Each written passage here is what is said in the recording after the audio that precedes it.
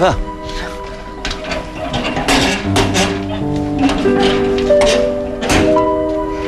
Daddy!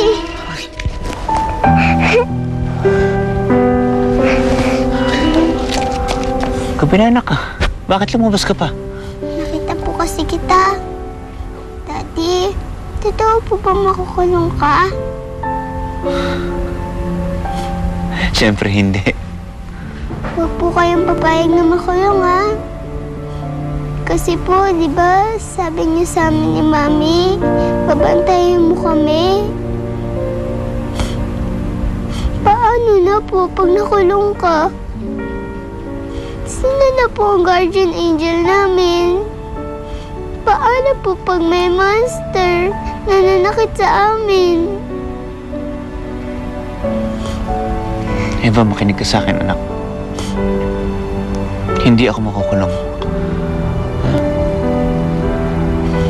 Nandito lang ako para sa inyo. Dito lang ako.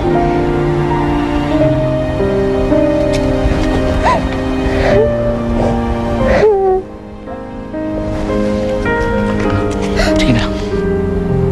Pumasok ka na sa loob. Baka maabutan pa ako ng mami mo. Magalit na naman sa akin yan.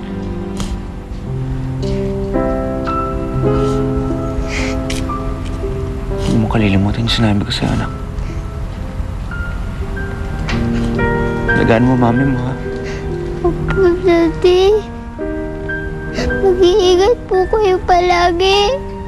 Mahal na mahal ko po kayo. Mahal na mahal din kita, anak. Sige na, pasok ka na sa loob.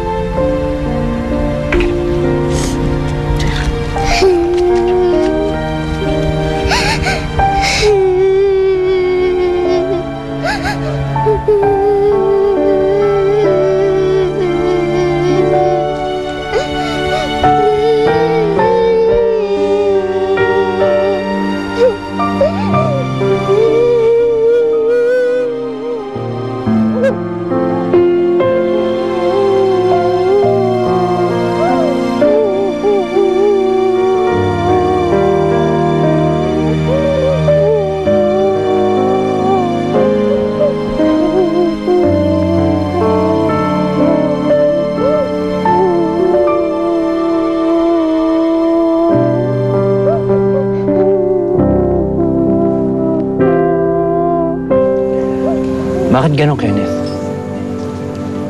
Parang isang pagkakamali ko lang, tapos ang dami ko na kailangan pagdaanan. Kaya mo yan, pare. Matatapos din yan.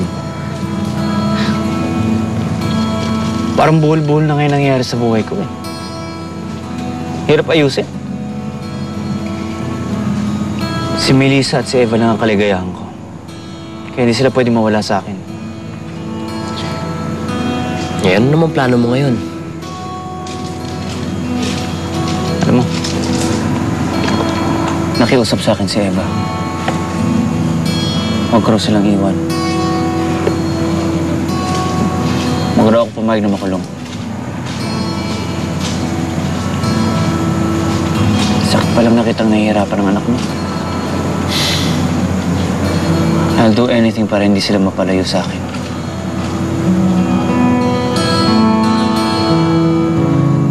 O, Ami, ikaw na bahala kay Eva, ha? Sige, papaliguan ko na. Pasok kayo. Sige. Anak, may bisita ka si Roberta saka si attorney. Melissa,